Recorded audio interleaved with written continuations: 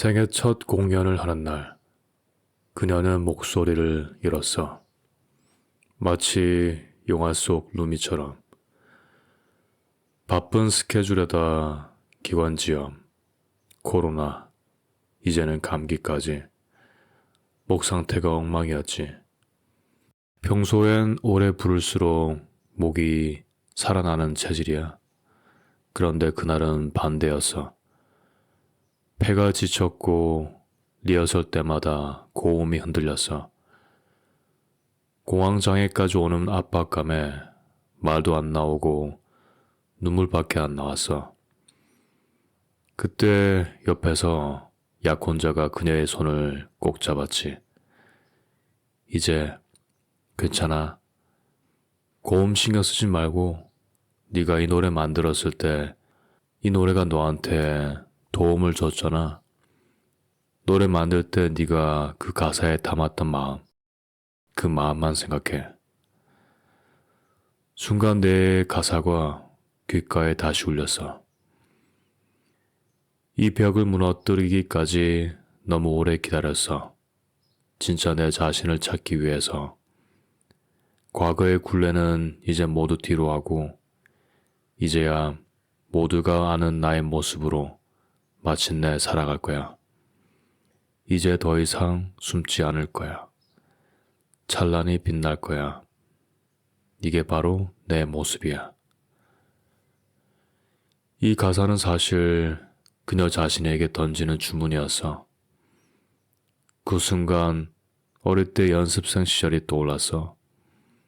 새벽 연습실의 차가운 공기, 발 뒤꿈치의 물집. 마지막 혼자 남아 연습실 불을 끄고 돌아서던 그 뿌듯함과 미래에 대한 불안감. 그녀는 떨리는 온몸을 부여잡고 숨을 한번 크게 들이마셨어.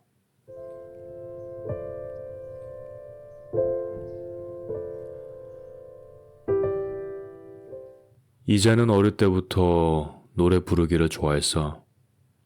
3살 때 미국에서 한국어로 H.O.T 노래를 불렀대. 삼촌이 말했지. 얘는 가수가 되어야겠다. 엄마는 그녀보다 노래를 더 잘했대.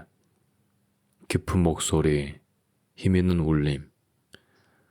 둘은 매일 노래방에서 연습했어. 그리고 2003년 SM 오디션에 합격했지.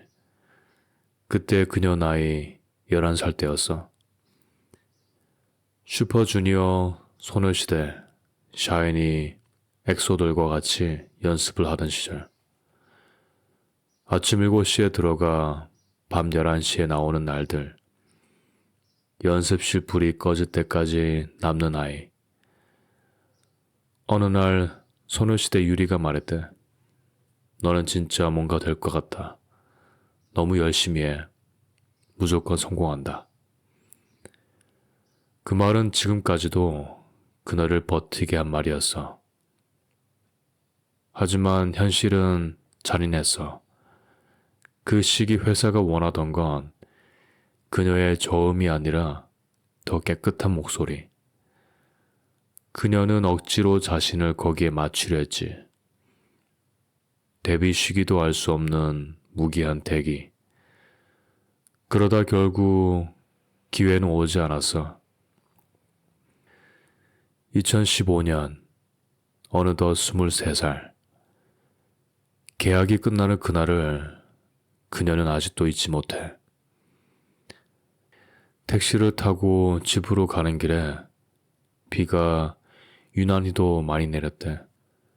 하늘이 나 대신 울어주는 것 같았어. 아직도 어리고 어렸던 그녀의 가슴 속에 날카로운 이 한마디가 깊게 새겨졌어. 노력은 언제나 결과를 보장하진 않는다. 회사로 나온 뒤 1달 동안 그녀는 매일 잠들고 울고를 반복했어. 연습생 시절을 원망하기도 했지만 음악 자체를 미워할 수는 없었지. 그래서 무작정 걸었어. 집에서 홍대까지 매일 1시간씩.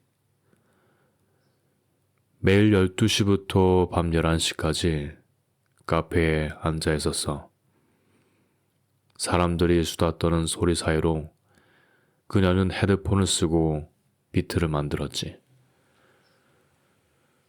커피잔이 세 번째 비워질 즈음 그녀의 마음은 조금씩 나아졌대. 음악이 제 치료였어요. 세상이 저를 외면할 때 저는 음악으로 저를 위로했어요. 기회가 오면 무조건 100% 집중해야 돼요. 하루도 쉬지 않고 그녀는 그런 하루를 반복했어.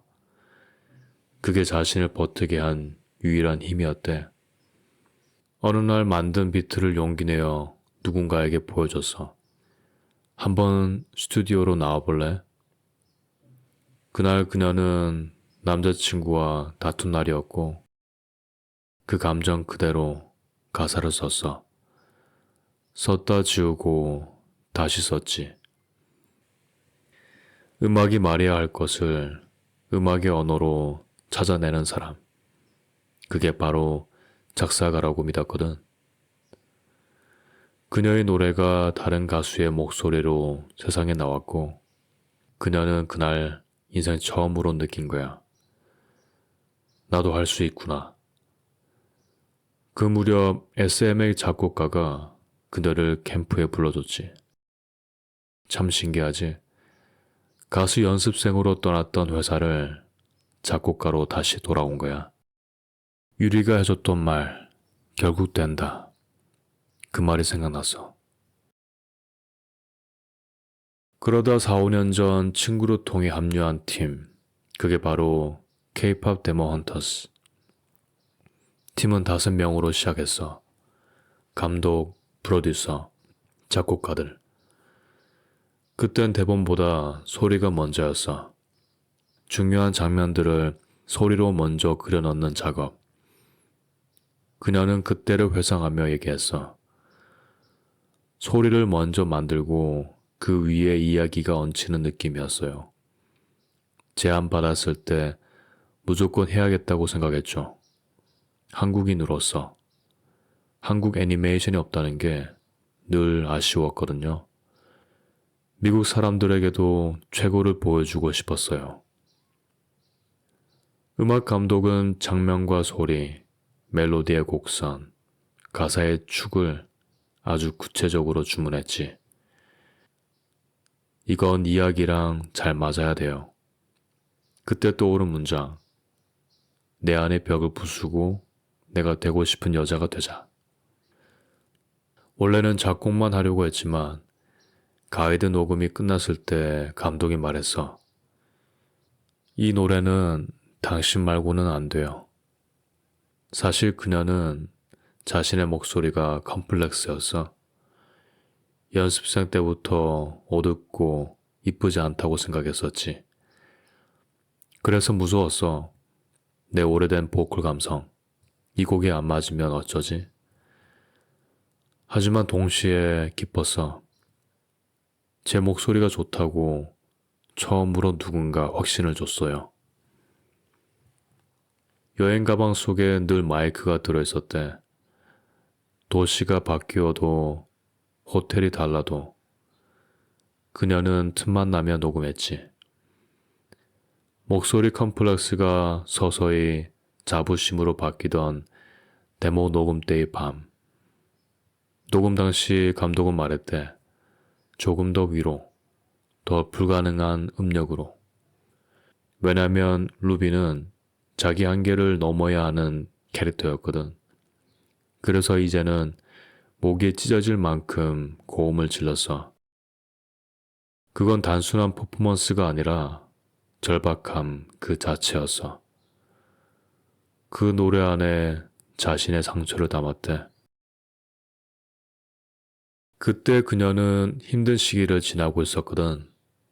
그래서 그 노래는 결국 자신에게 보내는 편지이자 위로였던 거야. 그만큼 이 노래는 그녀에게 진심이었어. 그녀는 말했지. 루비가 자신을 넘어서라는 그 순간, 그건 제 이야기이기도 했어요.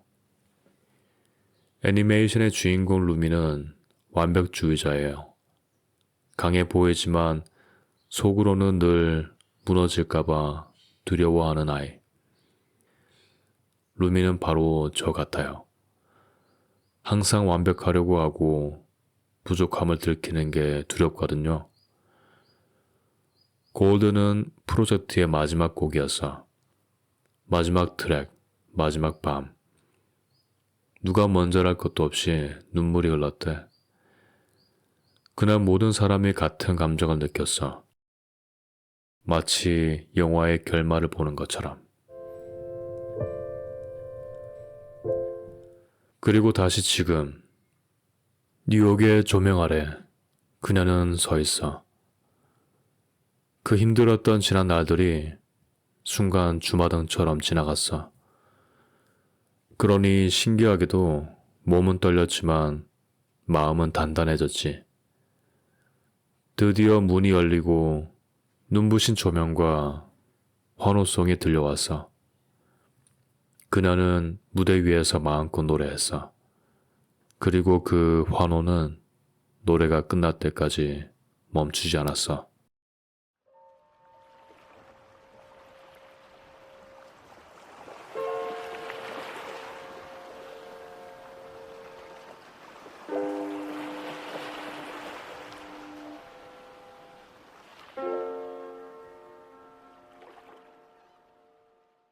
그녀의 목표는 명확해. 한국인 최초 그래미 작곡상. 한국의 이야기를 한국어로 세상에 전하고 싶대. 이번 프로젝트를 진행하면서도 가장 중요했던 건 한국어였고 모두가 동의했다고 해. 미국에서 자랐던 그녀는 사람들이 한국을 모를 때마다 마음이 아팠대. 그게 그녀를 더 독하게 만들었지. 그래, 언젠가 보여주자. 그리고 지금 미국 팬들이 완벽한 발음으로 한국어 가사를 부르고 있어. 그 모습을 보고 눈물이 났대. 이건 이제 내 노래가 아니라 우리 모두의 언어가 됐구나. 노래에 이런 가사가 있어. 영원히 깨질 수 없는. 그녀는 그 구절을 쓸 때 예전에 12년 동안의 연습생 시절이 떠올랐대. 절대 후회하지 않아요. 하나의 문이 닫히면 또 다른 문이 열려요. 그 덕분에 많이 배웠고 그 덕분에 작곡가의 길을 갈 수 있었어요. 곡을 쓸 때 무대, 춤, 의상, 컨셉까지 통째로 상상할 수 있게 되었죠. 그리고 돌이켜보면 오히려 잘 됐다고 생각해요. 아이돌 하려면 자신감 있고 낯이 두꺼워야 하는데 전 그렇지 않거든요. 여리고 예민해서 아이돌 했으면 더 안 좋았을 수도 있겠구나 느꼈어요. 제일 중요한 건 적극적으로 도전하라는 거야. 작은 기회라도 최선을 다해야 해요. 성실함, 이게 전문성의 기본이라고 말해. 이 덕분에 캐대언도 그녀에게 찾아온 것이고, 성공은 단 한 번의 기회로 오지 않아요. 그 기회가 올 때까지 준비된 사람이 되어 있어야 해요. 그래서 그녀는 지금도 연습하고 작곡하고 꿈꾸고 있어. 그녀는 마지막으로 이렇게 말했어. 할아버지는 늘 그랬어요. 성공은 운이 아니라 끝까지 버티는 사람의 것이라고. 그리고 잠시 멈추더니 미소 지으며 덧붙였대.